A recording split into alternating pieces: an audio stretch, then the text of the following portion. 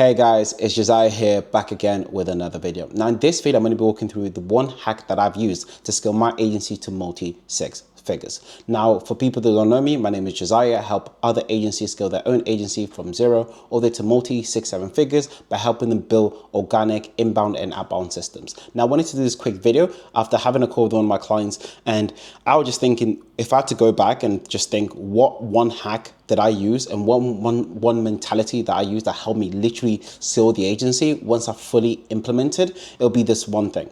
And I learned this from Alex Jozy. It's create flow, then add friction. Now, that one line of creating flow in the business, then adding friction, just gave me that sense of responsibility for it not to be perfect. Because I speak to a lot of my clients and they'll be like, okay, before I actually start doing outreach, before I actually start doing things, I need to make sure I've got all my ducks in a row. I need to make sure that I'm talking to the right client. I need to make sure that my website's done. I need to make sure that I need the YouTube. I need to make sure that I need X, Y, Z. But in reality, you don't really need any of that. Like, when I was first starting, we didn't have a YouTube channel. We didn't have people that were following us. We didn't have any of that. We literally just going and approaching people and seeing if we could actually help them with, let's say, that problem, the lead generation problem. So a lot of people get worried about what if scenario. What if I can't deliver? What if I can't live up to expectation? What if I mess up in the sales calls? But in reality, you just want to create flow in the business and get as many people to sign up with your service as possible in the forefront so you can know what works and what doesn't work. And then once you have, let's say 20, 30, 50 clients, even sometimes to 100 clients, you can then start refining and adding friction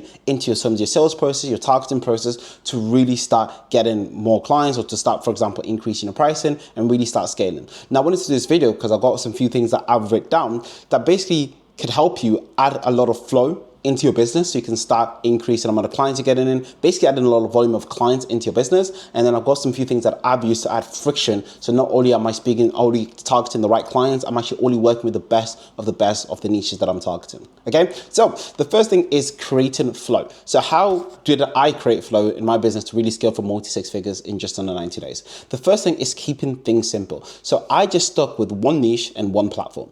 And this allowed me not only to just focus down in, it can actually allow me to increase the volume, because if I'm just focusing on one thing, I can run through so much attention, so much volume, and actually just scale it to the moon and back, right? And a lot of people don't know how to do that. A lot of people just want to focus on so many different platforms and trying to become a master of every single one of them, right? And what it doesn't give you enough focus to really create the flow that you're looking for in your business, right? Because you may be basically mediocre at both of these platforms or both of the, let's say, the messaging styles on these platforms, and you're not being able to scale one efficiently and actually just take it to the moon. Because honestly, when I speak to a lot of people at multi-six figures, 7 figures, majority of them got there with just one channel, right? They just stuck at one channel and like, I'm just going to crank this bad boy and literally take it to the moon. Right? That's the main thing. And a lot of people don't do that. A lot of people feel like they have to put all their eggs in the basket and just kind of hope and pray that all of them works. But each and every single channel works if you just put your mind to it, right? If you just focus on it long enough for 6 to 12 months, one channel, you'll get it working. Like, especially in our program, we help clients implement LinkedIn and email systems.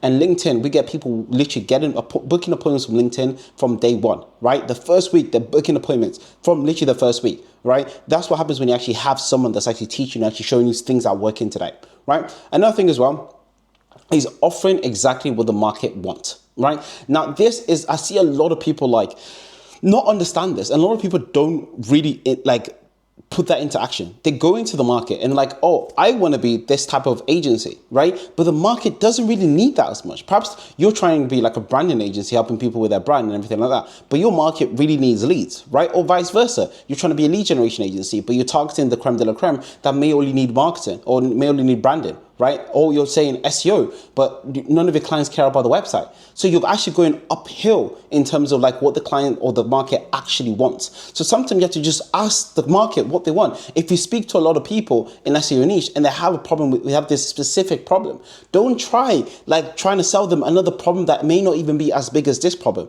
Try look at what the actual root cause is, because once you find that problem and you actually use it in your marketing, you're gonna have so much success. And I'll just say this from my story. Like, when I was actually targeting agencies, I knew they struggled with appointment setting. Like, I knew appointments was one of the biggest problems. And the thing about these appointments, it was the biggest problem from people at 0 all the way to people at 1 million per month. They were still wanting more appointments. So it's like, it's a universal problem in my niche to get more appointments. So if I knew that, why am I then going to try sell them branding? Like, I'm not going to do that. I'm going to find out how to fix this big problem, because I know every single person from 0 to 10K, 10 to 100K, 100K to 50, 500K, they're all going to be wanting more appointments so they can grow their sales team, right? So that is a big problem that I focus on, and I just focus on giving the market what they wanted and what they're literally struggling with, okay? Now, once you give the market what you want and you focus on one channel and one niche, you are going to start getting some appointments, okay? Now you're going to jump on the sales calls. And the third thing that I've done in order to create flow is negotiating on sales calls, right?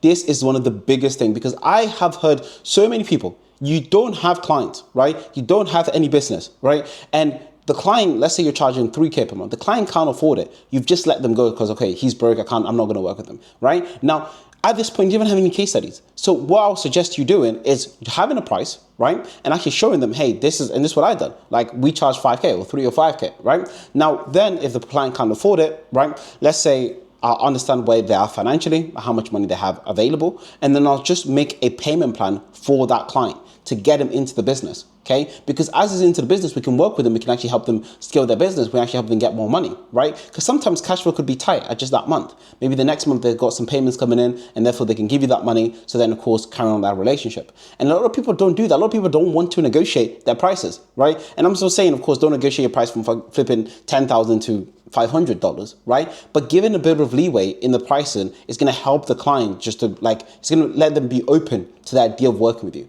right? And especially if they don't know you, especially if you don't have any case studies, you want to be negotiable with the price, okay? Just to get the first clients in, okay? Then on top of that, once you do that, you want to actually review your sales calls and your sales pitches to see what you could have added. So for example, let's say I'm doing a pitch and the client saying, oh, do you do this? Do you do that? Do you do this? Do you do that? Right? I'm going to see how much of them things that the client wants I can incorporate into my service, incorporate into my pitch. Later on, I'm going to remove them if they're not necessary, right? But I'm literally trying to offer as much as possible to the client just to get them over the line, right? Whether that be the amount of appointments, whether that be the amount of services. Just offer as much as you can to that client so you can actually get them across the line and actually have them dialed into the business. That's the main thing, right? And a lot of people don't do that. A lot of people just review their sales calls and review their sales page, and it may be a mediocre sales page, but they're like, it's mediocre. That's okay.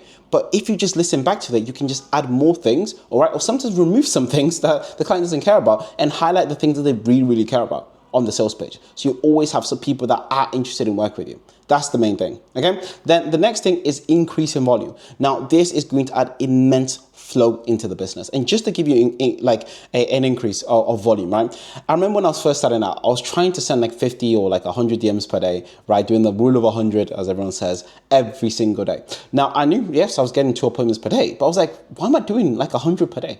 How can I get this so I'm doing 800 to 1,000 per day? Like right now, we're sending up to 1,000 personalized DMs each and every single day, right? The same thing with email. I was sending like 200 to 300 emails. I was like, why am I sending so low, right? And I always ask myself, how can I 10x my volume?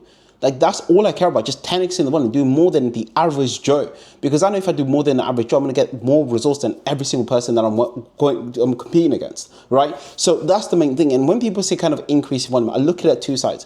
I look at it as increasing the amount of volume that you do in terms of quantity, but also increasing the quality. So looking at ways that you can make it more personalized, looking at more tests and bigger offers that you can run, making your offers bold, like literally doing as much in terms of the quality side as well as the quantity put together, right? And that's the main thing that we're focused on, making sure the quantity and the quality matches up. Because if you find literally that one script that after testing 10, 20, 30, 50 scripts, you find that one script that literally works, that literally like rings bells to the prospect's ears, it's going to be so easy for you to book appointments.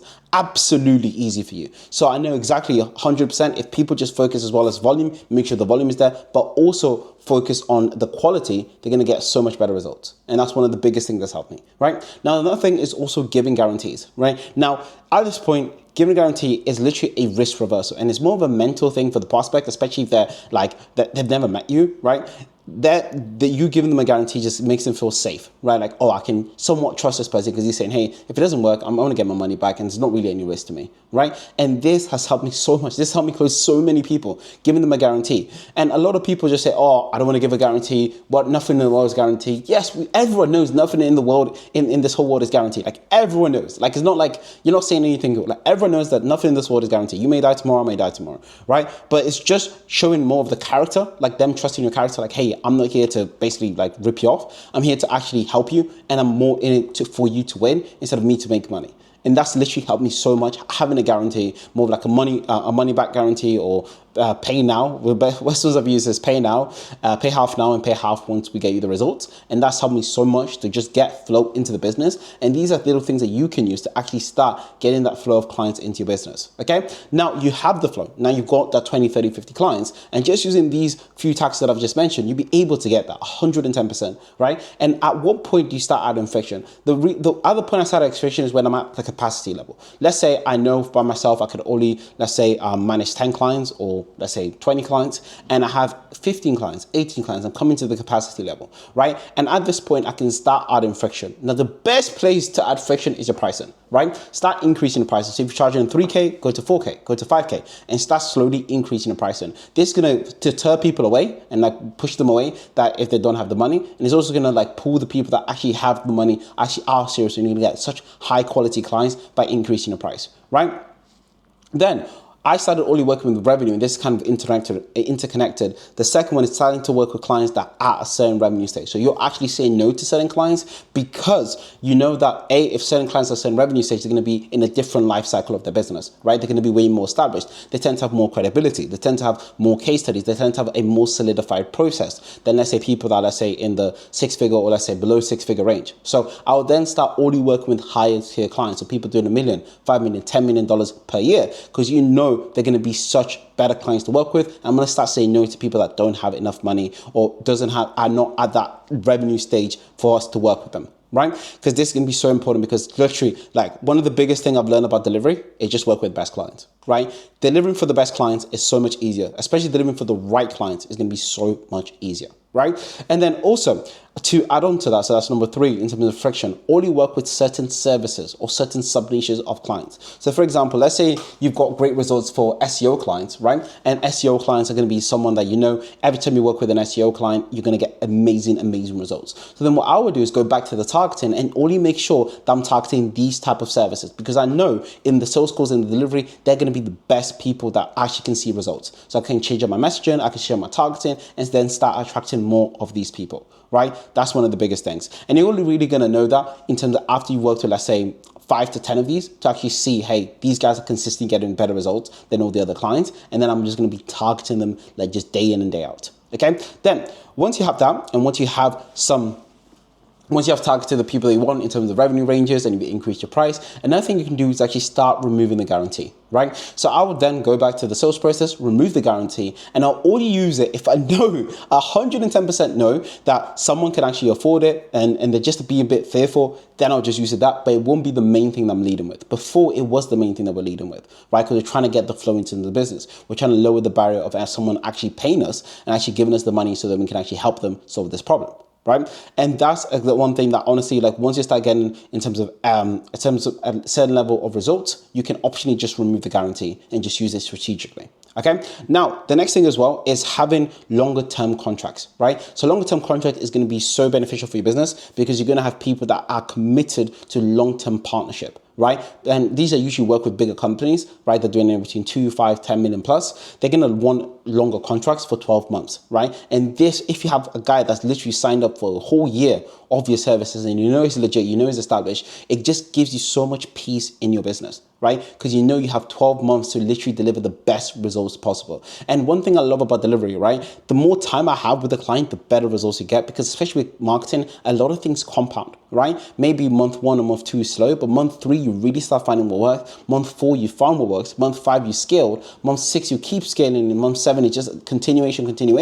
And just having and signing people long-term contracts is adding that friction, because not everyone is going to sign up for a 12-month contract, right? But the people that do are literally going to be staying in your business for the whole 12 months. And then if they renew, that's going to be a 50, 100, 200,000 dollar or pounds or euros contract for your business. So 110% start getting some long-term contracts. Once again, you have the solid client base, because some people may say no to that, right? And you have to be okay with people saying no, and having that strong client base is going to help you go through that moments. Okay. And then I will start actually debolding, that's a better word, debolding my offer and just getting it based to reality. So for example, let's say you're promising the appointment example. Let's say you're promising 30 appointments a month, right? But the past 10 clients are only getting 10 to 15 appointments per month, but they're happy with it, right? So now what I'll do is, instead of going with the offer of 30 appointments per month, I'll actually descale the offer a bit down to 10 to 15 appointments. So it actually matches the reality of the delivery system, right? And this is also going to help you with retention. So when people,